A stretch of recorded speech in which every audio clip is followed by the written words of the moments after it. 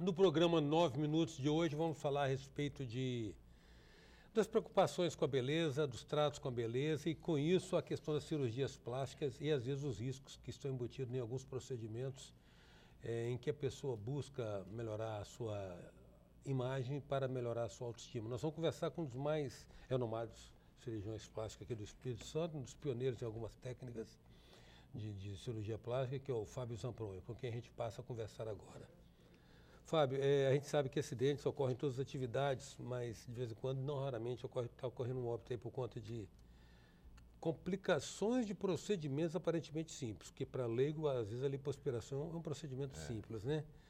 Como é que é isso? Por que isso ocorre? Veja bem, a lipoaspiração, como você falou, aparentemente simples, né? O paciente, ele visualiza a lipo porque tem apenas pequenas incisões, né, de 2 milímetros, então ele imagina que aquilo é uma coisa simples, mas é uma coisa de alta complexidade, como qualquer outra cirurgia. Então, primeiro, é importante falar que a lipo é uma coisa complexa e dá essa falsa ideia que é simples.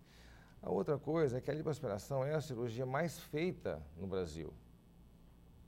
Hoje em dia a prótese, ela subiu muito também, a prótese de mama, mas ela está pareada com a lipoaspiração. Então a lipo é 20%, a prótese mais ou menos 20% também das cirurgias plásticas.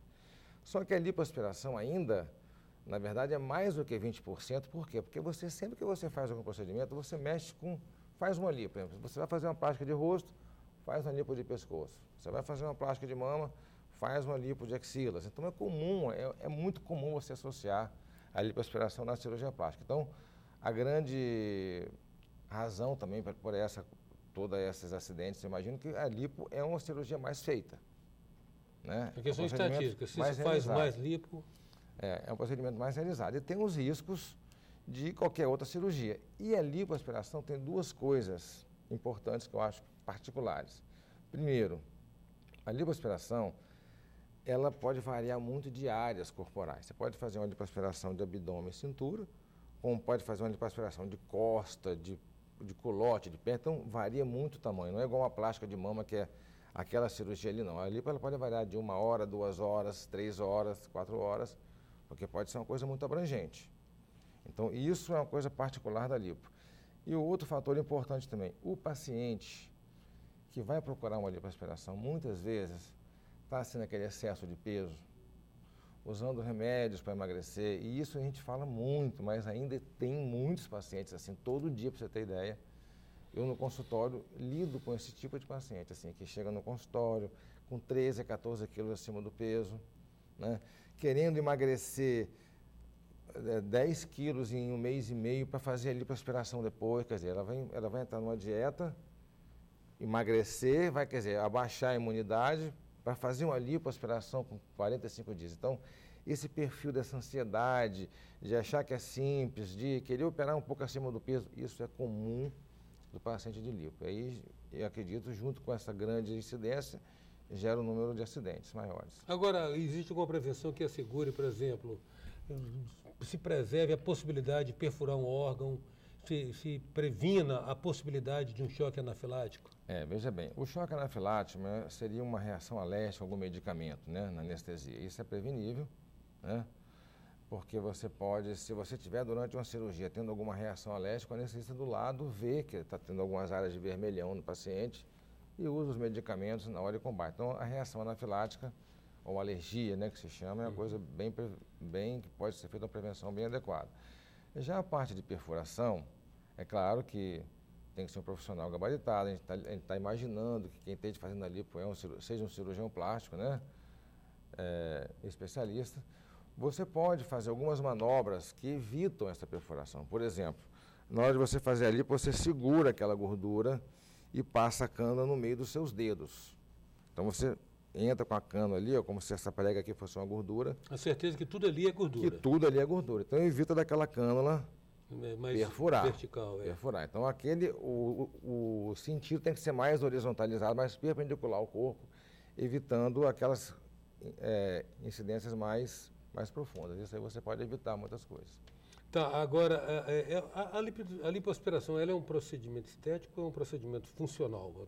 Na verdade, a lipo é mais estético, Mais né? estético. É mais estético, é um procedimento que já vem sendo divulgado no mundo há 30 anos. Você tem ideia, ele começou em 82, na França. Então, assim, na cirurgia plástica foi um grande avanço realmente, porque hoje em dia, vamos botar assim, 80% das cirurgias que você realiza, o cirurgião plástico está sempre com a cânula na mão, como eu falei, ou é uma face, ou é uma mama, né?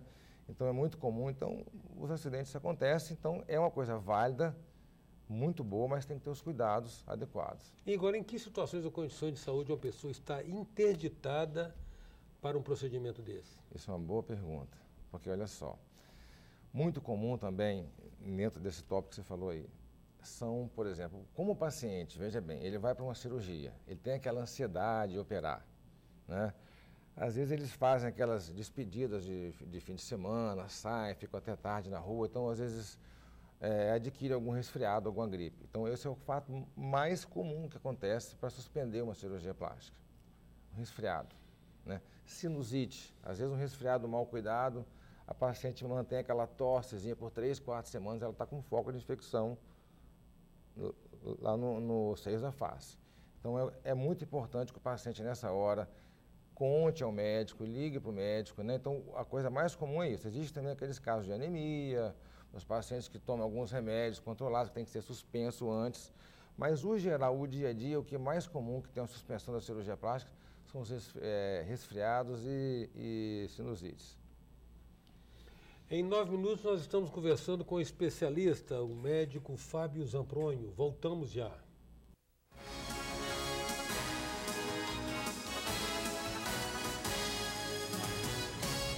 Voltamos com 9 minutos que traz hoje o cirurgião plástico Fábio Zampronho.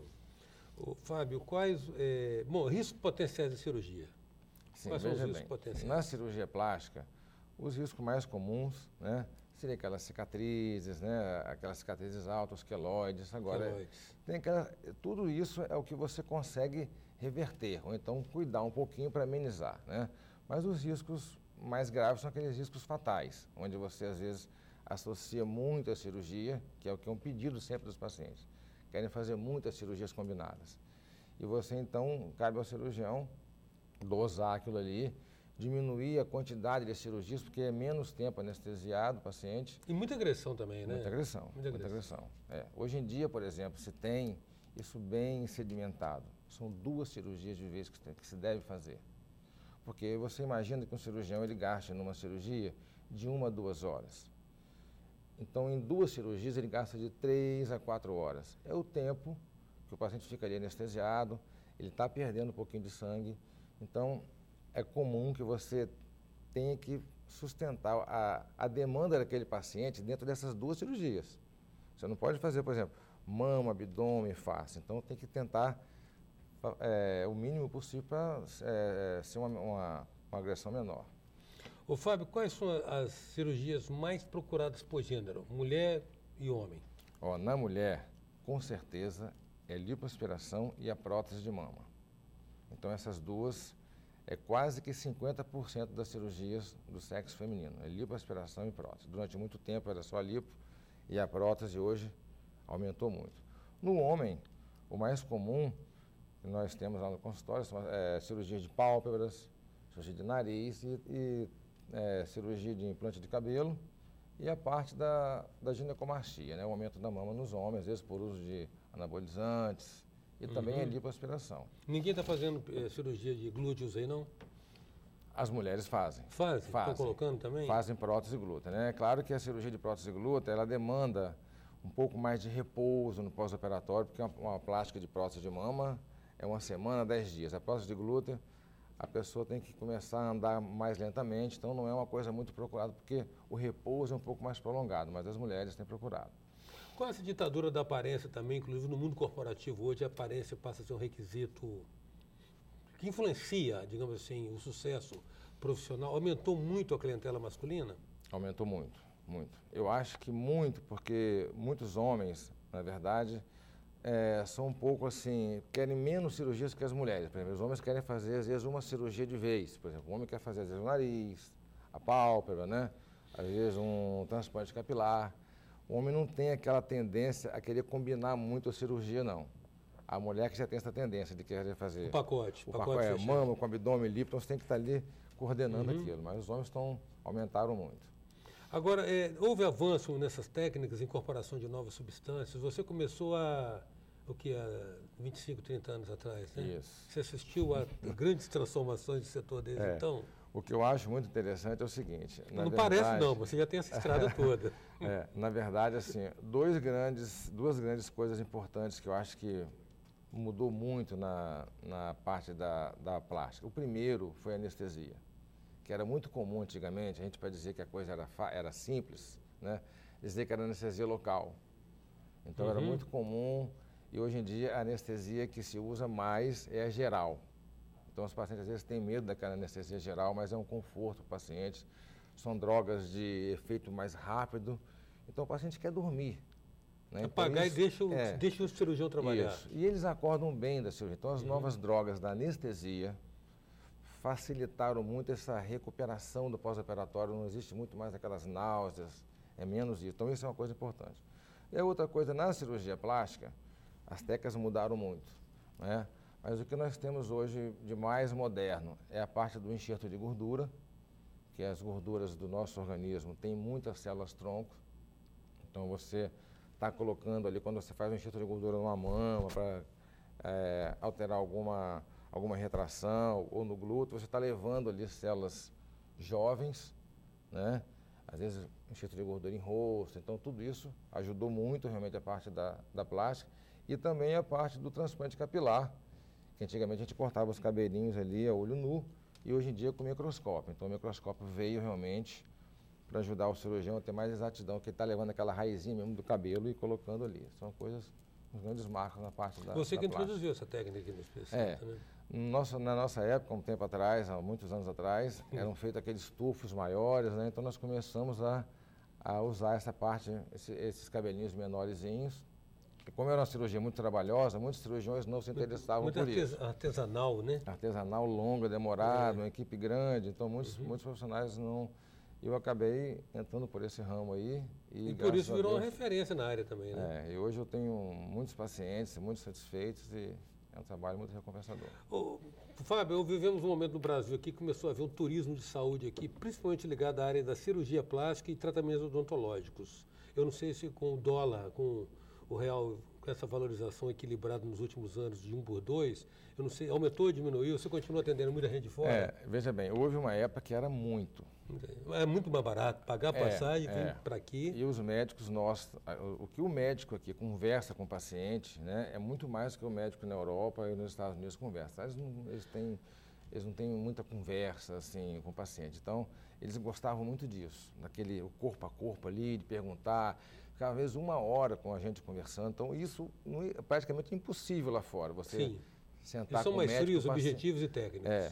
Né, então, hoje, isso é muito importante também. E o preço também, que era mais em conta. Hoje em dia, a Europa com essa crise danada, né? E os Estados Unidos também ainda está na crise, então fica quase que equilibrado, eles vêm menos. Mas os que vêm mais hoje em dia são aqueles brasileiros que moram lá fora, porque antigamente vinha o americano mesmo, o europeu mesmo, que nunca tinha vindo no Brasil. Esses diminuíram realmente um pouquinho. Agora, hoje o que vem mais são os brasileiros que estão lá fora e não querem ser operados lá. Eles veem os cirurgiões plásticos lá e ficam assustados.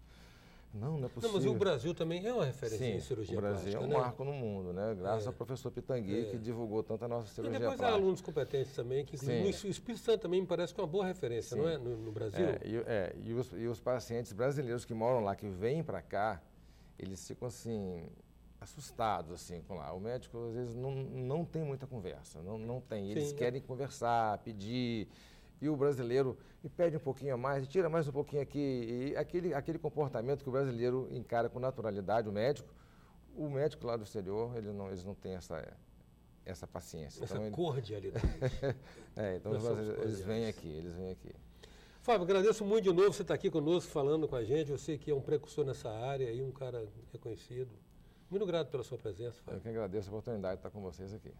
Nós minutos a presença desse especialista em cirurgia plástica, Fábio Zampronho.